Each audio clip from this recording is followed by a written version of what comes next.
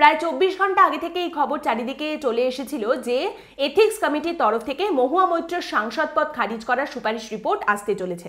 এবং এই কেসটাই একটা অদ্ভুত বিষয় হচ্ছে, সবকিছুই আগে আগে মানুষের সামনে চলে এসেছে। আনুষ্ঠানিক ঘোষণার আগে থেকেই অদ্ভুতভাবে সবকিছু সংবাদ মাধ্যমের হাতে চলে এসেছে, সংবাদ মাধ্যমের কাছে লিক হয়ে গেছে। যাই হোক, আজ জানা যাচ্ছে এথিক্স কমিটির বৈঠক হয়ে গেছে, ভোটাভুটি হয়ে গেছে এবং ফাইনালি মহুয়া মৈত্রের সাংসদ পদ যাতে খারিজ করা হয় সেই মর্মে সুপারিশ রিপোর্ট তারা জমা দিতে চলেছেন লোকসভা স্পিকারের কাছে। এবার এই ঘটনাটায় এখনো পর্যন্ত মহুয়া মৈত্রের বিরুদ্ধে কোনো কেন্দ্রীয় তদন্তকারী সংস্থার পদক্ষেপের কথা জানা যায়নি, যদিও লোকপাল, সিবিআই এই সমস্ত কথাগুলো ঘুরে বেড়াচ্ছে, কোনো একটা তদন্ত এখানে জুড়ে যেতেই পারে। কিন্তু এইখানে প্রশ্নটা হচ্ছে এথিক্স কমিটিকে নিয়ে। এথিক্স কমিটিতে কারা কারা রয়েছেন আমি ছোট্ট করে একবার একটু আপনাদের মনে করিয়ে দিই। এথিক্স কমিটির মধ্যে 7 জন রয়েছেন বিজেপির সদস্য, 3 জন রয়েছেন কংগ্রেসের সদস্য এবং 1 জন করে রয়েছেন সিপিআইএম, ওয়াইএসআরসিপি, বিএসপি, জেডিইউ এবং শিবসেনার থেকে। এবার এইখানে এই এথিক্স কমিটির যিনি হেড চেয়ারপারসন তিনি হলেন বিনোদ সোনকর, যিনি বিজেপির একজন সাংসদ। এথিক্স কমিটির সামনে মহুয়া মৈত্রকে নিয়ে এই অভিযোগটি যিনি রেখেছিলেন, যিনি সামনে নিয়ে এসেছিলেন, তিনি হলেন নিশিকান্ত দুবে, তিনিও একজন বিজেপির সাংসদ। এবার এখানে বিজেপি বেশি মনে হচ্ছে, যদি আপনি শুনতে পাচ্ছেন কানে লাগছে, তাহলে কিছুই করার নেই, কারণ সংখ্যাগরিষ্ঠতার বিষয়টা এখানেও বিরাজমান। এই এথিক্স কমিটির মধ্যে ওই বিরোধীদের যে সদস্যরা রয়েছেন সেটা জাস্ট একটা ফর্মালিটি বলতে পারেন। মানে পশ্চিমবঙ্গে বিরোধী দলের যতটা জায়গা রয়েছে কেন্দ্রীয় ততটাই জায়গা রয়েছে, সংখ্যার দিক থেকে অন্তত, না এক চুল বেশি না এক চুল কম।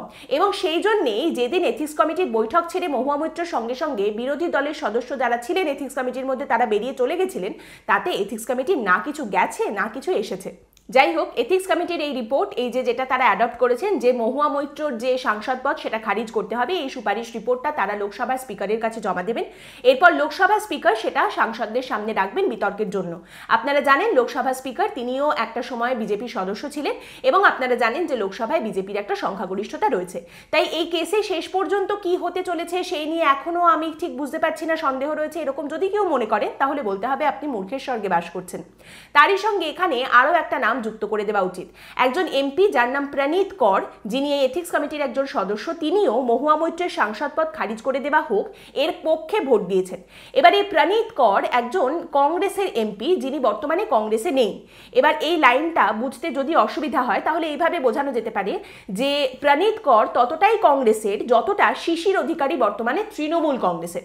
যাই হোক, ভোটাভুটির পরে দেখা যাচ্ছে যে 10 জন ভোট দিয়েছেন আজকে এই সদস্যদের মধ্যে।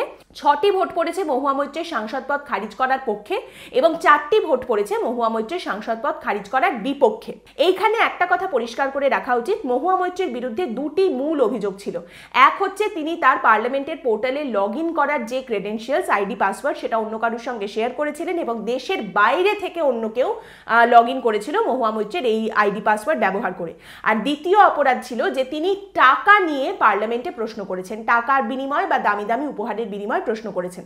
এবার প্রথম যে অভিযোগ সেটার ক্ষেত্রে বোঝাটা খুব একটা কঠিন নয়। মহুয়া মৈত্র নিজেই ন্যাশনাল টেলিভিশনে এটা স্বীকার করেছেন যে তিনি তার লগ ইন ক্রেডেনশিয়ালস শেয়ার করেছিলেন অন্য কারোর সঙ্গে। আজকেও এথিক্স কমিটি থেকে বেরিয়ে সদস্যরা, বিজেপির সদস্যরা বিশেষ করে বারবারই বলেছেন যে তাদের কাছে এই তথ্য রয়েছে যে বহুবার দুবাই থেকে, দেশের বাইরে থেকে এই লগ ইন ক্রেডেনশিয়ালস ব্যবহার করে লগ ইন করা হয়েছিল।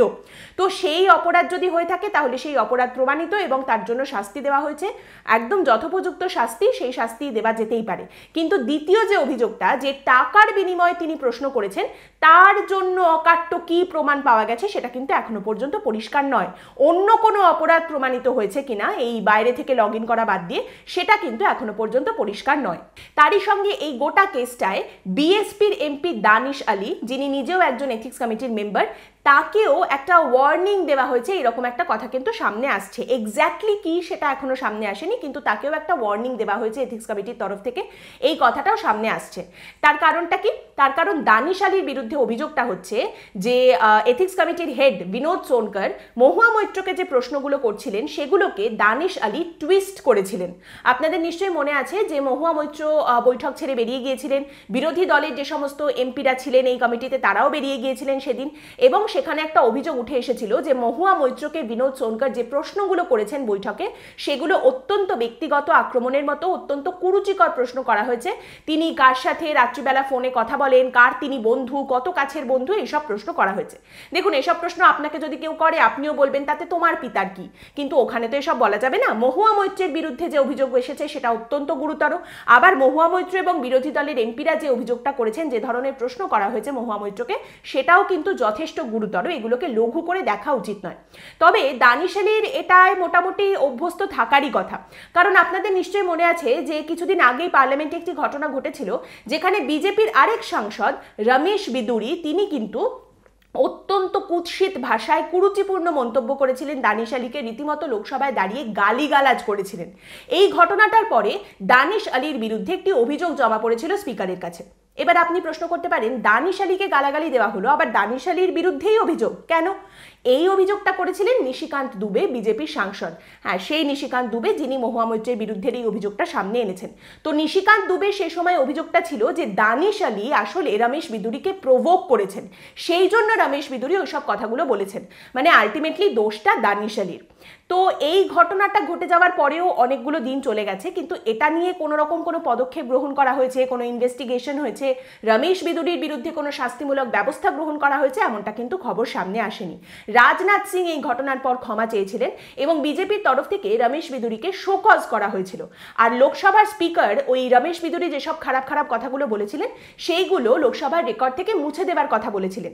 কিন্তু এটা বাদ দিয়ে কোনো রকম ইনভেস্টিগেশন হয়েছে, কোনো রকম শাস্তিমূলক ব্যবস্থা বা পদক্ষেপ গ্রহণ করা হয়েছে রমেশ বিদুরির বিরুদ্ধে ওই রকম খারাপ খারাপ কথা বলার জন্য, সেটা কিন্তু এখনো পর্যন্ত শোনা যায়নি। আর সেই জন্যেই এথিক্স কমিটির প্রশংসা আপনাকে করতেই হবে।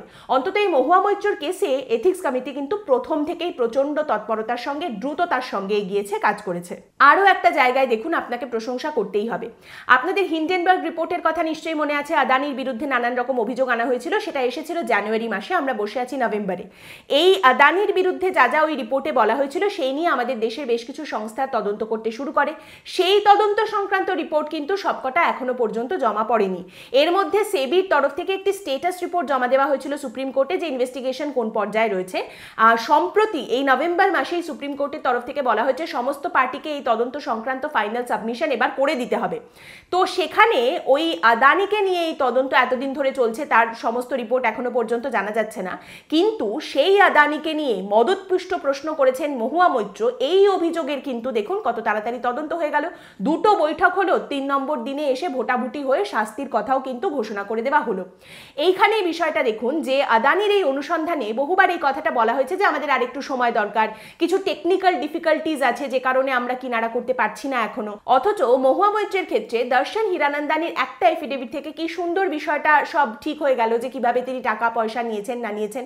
এইখানে বিরোধী দলের যে সাংসদরা রয়েছেন, যারা এথিক্স কমিটির সদস্য, তারা আবার বলছেন যে দর্শন হীরানন্দানির এফিডেভিটের উপর ভিত্তি করে তারা কিছু ক্রস কোয়েশ্চেন করতে চেয়েছিলেন, যেগুলো তাদের করতে দেওয়া হয়নি। মানে দর্শন হীরানন্দানি এই যে লাখ লাখ টাকা দিয়েছেন, এত দামি দামি উপহার দিয়েছেন, এই লাখ লাখ টাকা বা উপহারের অন্তত শয় প্রমাণ নিশ্চয়ই দর্শন হীরানন্দানির কাছে রয়েছে। সেগুলো দাখিল করা হয়েছে কিনা এই রিপোর্টে, অবশ্যই সেটা তো এরপর যখন রিপোর্টটা সামনে আসবে তখনই জানা যাবে। মোদ্দা কথা হচ্ছে, দেখুন এখানে দুটো গল্প এবং দুটো গল্পে দুটো চোর রয়েছে। একটা চোরের ক্ষেত্রে প্রথম থেকেই তৎপরতা, প্রচন্ড তোড়জোড়, আরেকটা চোরের ক্ষেত্রে প্রথম থেকেই এখনো পর্যন্ত থোর বড়ি খাড়া আর খাড়া বড়ি থোর। এই ঘটনার মাধ্যমে কি হলো? প্রথমত এই ঘটনার মাধ্যমে আমাদের দেশের সুরক্ষাকে সুরক্ষিত করা গেল, গণতন্ত্র যেটা একদম বিপর্যস্ত হয়ে যাচ্ছিল সেটাকে একদম ঠিকঠাক জায়গায় ফিরিয়ে আনা গেল, এবং তারই সঙ্গে আমাদের পার্লামেন্টে আর কোনোদিন বিদেশ থেকে কোনো রকম মদতপুষ্ট প্রশ্ন ঢুকবে না, সেটা নিশ্চিত করা গেল। এবার আপনি এখানে প্রশ্ন করতে পারেন যে মদতপুষ্ট হয়ে মহুয়া মৈত্র যে প্রশ্নগুলো করেছিলেন, যেটা আদালতে এখনো প্রমাণিত হয়নি কিন্তু এথিক্স কমিটির কাছে তো প্রমাণিত, তো যে প্রশ্নগুলো মহুয়া মৈত্র করেছিলেন মদতপুষ্ট হয়ে আদানির বিরুদ্ধে, সেই প্রশ্নগুলোকে সরকার কতটা পাত্তা দিয়েছে? মানে সেই একটাও প্রশ্নের উত্তর কি সরকার দিয়েছে? দেখুন সেটা বড় কথা নয়, এই যে আমাদের দেশের সুরক্ষাকে সুরক্ষিত করা গেল সেটাই সব থেকে বড় কথা। এবার এইটা হলো প্রত্যক্ষ বেনিফিট, এখানে কতগুলো পরোক্ষ বেনিফিট রয়েছে। একটা পরোক্ষ বেনিফিট হচ্ছে মোদি আদানি আতাত নিয়ে বিভ্রান্তিকর প্রশ্ন তোলার মতো একটা আওয়াজ যেটা পার্লামেন্টে ছিল এতদিন, সেটাকে অন্তত শীতকালীন অধিবেশনের জন্য নীরব করে দেওয়া গেল, এবং তারপরেও আরো বেশি দিনের জন্য নীরব করা হলো কিনা সেটা আমরা দেখতেই পাবো।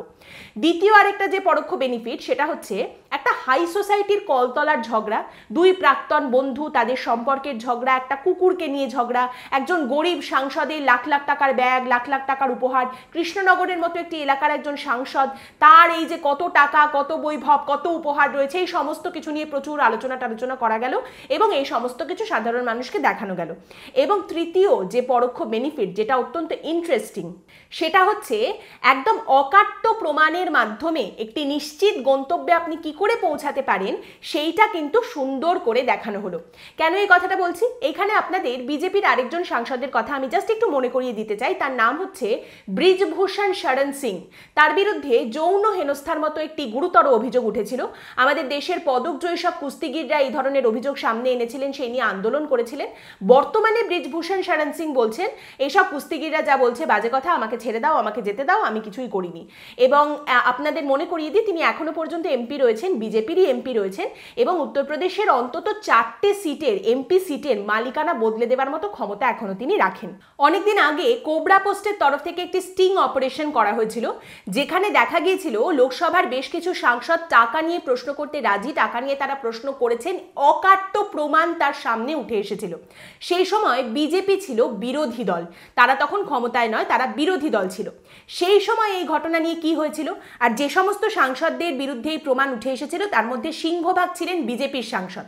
তো তখন কি হয়েছিল, তখন অন্যান্য দলগুলি এই সাংসদদের শাস্তি দেওয়া হোক বলে যখন আওয়াজ তুলেছিল, বিজেপির তরফ থেকে তখন বলা হয়েছিল এটা বাড়াবাড়ি হচ্ছে, এটা ওরা জাস্ট একটা বোকামি করে ফেলেছে, এটা অপরাধ বা অন্যায়ের থেকেও বেশি বোকামি।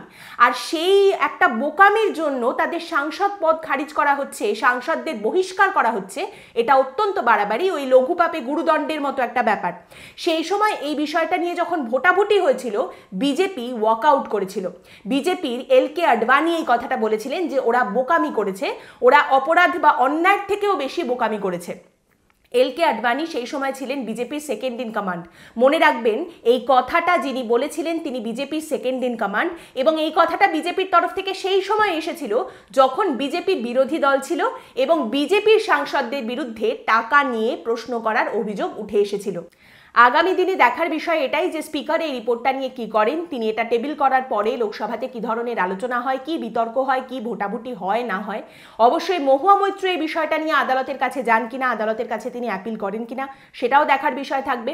এই সুপারিশ যে রিপোর্ট এথিক্স কমিটির তরফ থেকে দেওয়া হয়েছে, সেটা আগামী আশা করা যায় যে শীতকালীন অধিবেশনে লোকসভায় নিয়ে যাওয়া হবে, যেটা নভেম্বরের শেষ সপ্তাহ বা ডিসেম্বরের প্রথম সপ্তাহে হতে চলেছে। আলটিমেটলি এটার দুটো জিনিস আমরা দেখতে পেতে পারি। এক হচ্ছে পার্লামেন্টে গোটা জিনিসটা প্লে আউট করতে পারে ভোটাভুটির মাধ্যমে, এবং দুই হচ্ছে আদালতে বিষয়টা প্লে আউট করতে পারে। এবার মহুয়া মৈত্র কোনটা বেছে নেবেন, কোন দিকে যাবেন, সেটা আগামী দিনে আমরা সকলেই দেখতে পাবো। আজকের পর্ব এখানেই শেষ করছি। এই পর্ব সম্পর্কে আপনাদের মতামত অবশ্যই জানাবেন কমেন্টের মাধ্যমে। পরের দিন দেখা হবে অন্য একটি বিষয় নিয়ে আলোচনায়। ভালো থাকবেন।